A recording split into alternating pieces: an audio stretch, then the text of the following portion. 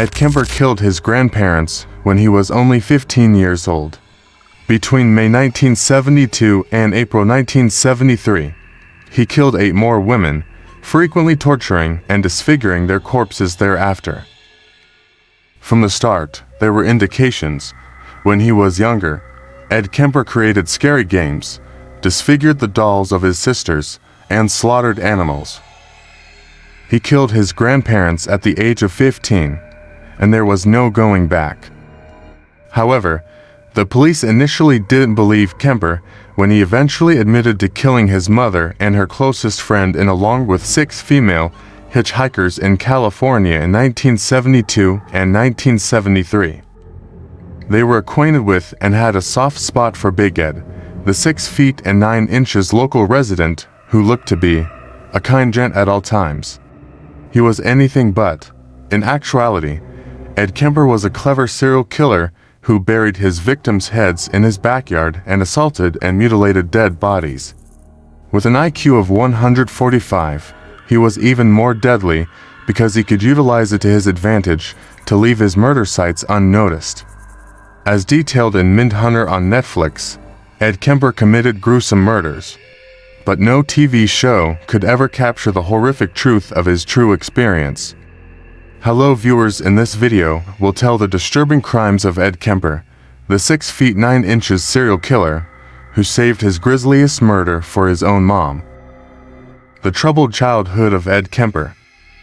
Edmund Kemper was born in Burbank, California, on December 18, 1948, and showed worrying behavior from a young age. The future serial killer was also raised in a turbulent home.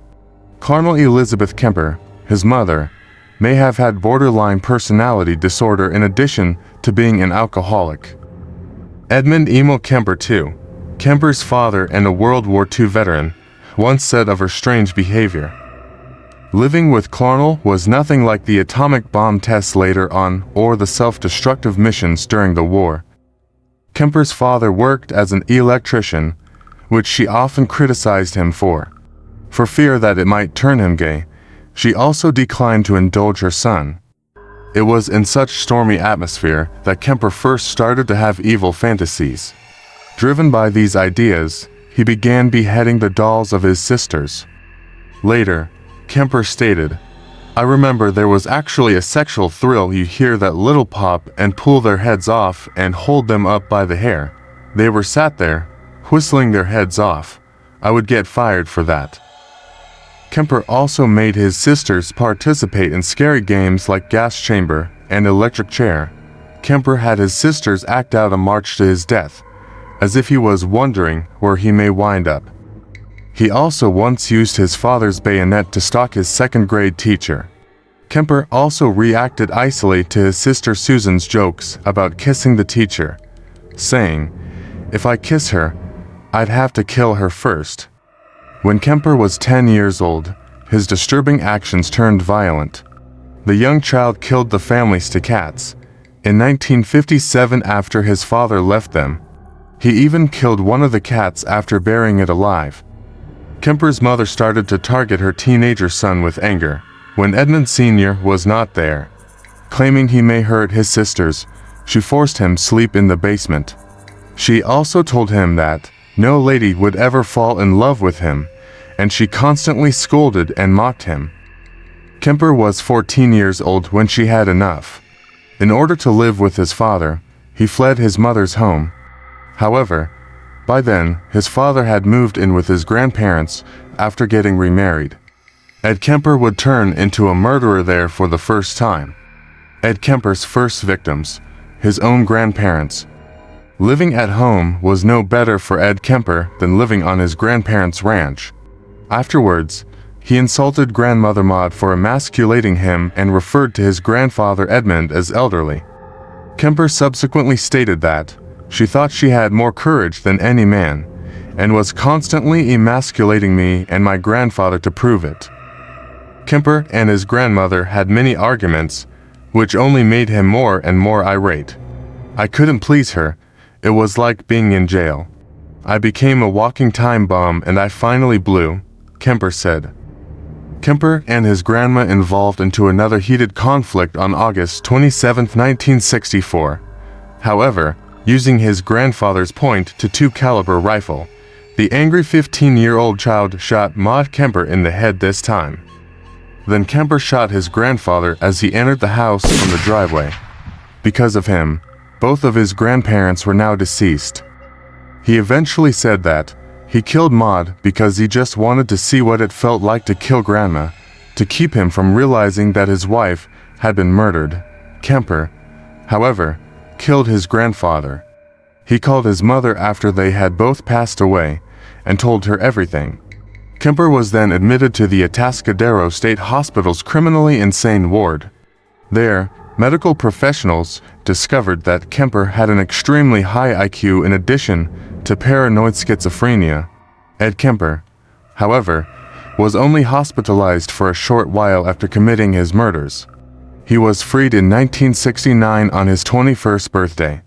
After that, Kemper moved home with his mother, who was employed at the University of California, Santa Cruz, as an administrative assistant.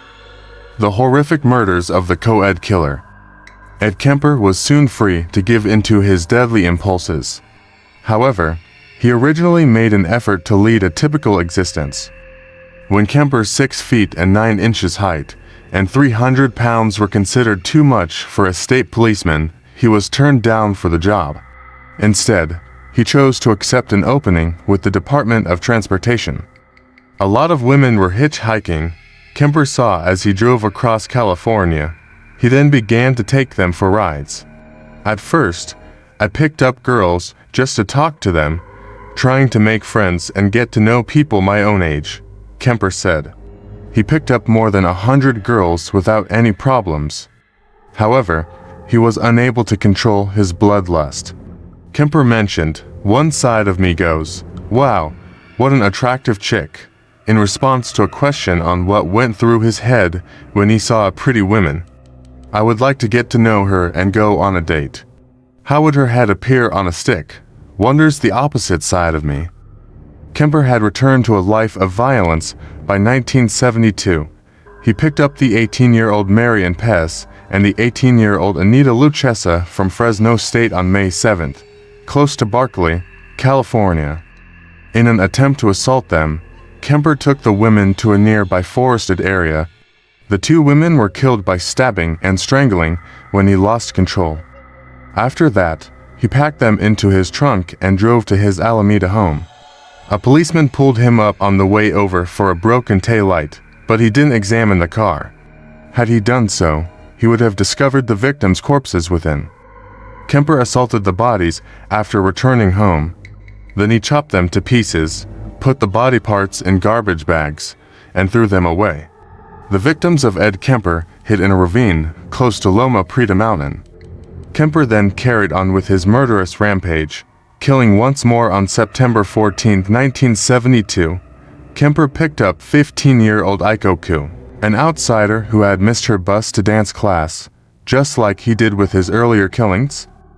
Kemper helped the young teenage girl to allow him back inside his car after he unintentionally locked himself out during this encounter. Then he assaulted her, killed her, and choked her until she passed out. After stuffing Ku's body in his trunk, Kemper recalled looking down at his latest kill with pride. He said that he admired catch like a fisherman. Kemper soon started taking the chance of being discovered in order to enjoy even more thrills. He spent a lot of time at the jury room, a favorite bar among law enforcement officials. He became friends with the local police there, who gave him the nickname Big Ed.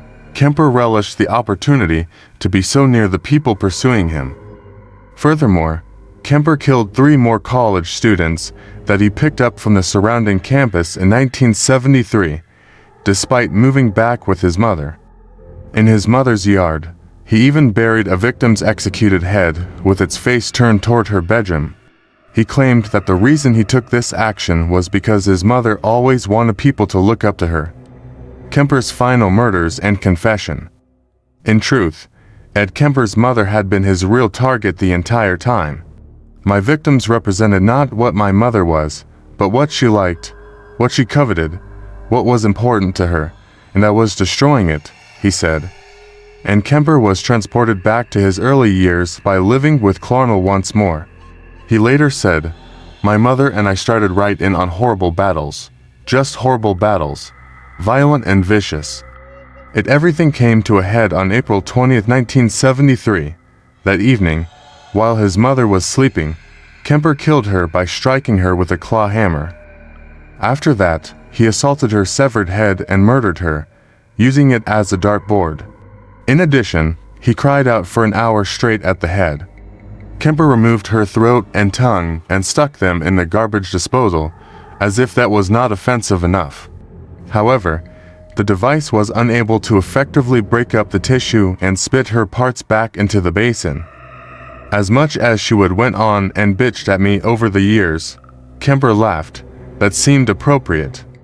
What was even more stunning was that he proceeded to invite Sally Hallett, his mother's closest friend, to the house. Kemper killed Hallett and grabbed her car with a complicated plan for a cover story. He thought that he could claim that his mother and her friend went on vacation together. With confidence that he would soon see the two murders in the news, he then went to Colorado. However, Kemper eventually had to use a phone booth to contact the police after going some time without hearing anything, and he admitted to all of it. The police first didn't think Big Ed was a murderer. However, Kemper quickly started describing details that were exclusive to the co-ed killer. Kemper stated that his murders had no tangible, genuine, or emotional purpose when questioned about why he had stopped and brought himself in. It was simply a time waster. I could no longer take it emotionally. Toward the end there, I started feeling the foolishness of the whole damn thing, he stated. I just said to hell with it and called it all off at the point of near exhaustion, near collapse. Kemper was arrested and later convicted of 8 counts of first-degree murder. Kemper attempted suicide twice and even requested the death penalty, but was ultimately given 7 concurrent life sentences instead. Where is Ed Kemper now? Ed Kemper was detained at the California Medical Facility with other well-known offenders, including Herbert Mullen and Charles Manson. Even now, at the age of 72, Kemper continues to live in that same prison.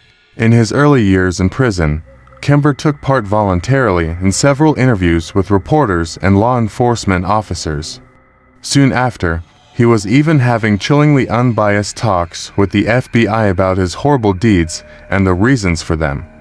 As chronicled in Season 1 of Netflix's crime show Mindhunter, Ed Kemper's testimony about his state of mind during his murders was integral to law enforcement's understanding of how serial killers operate.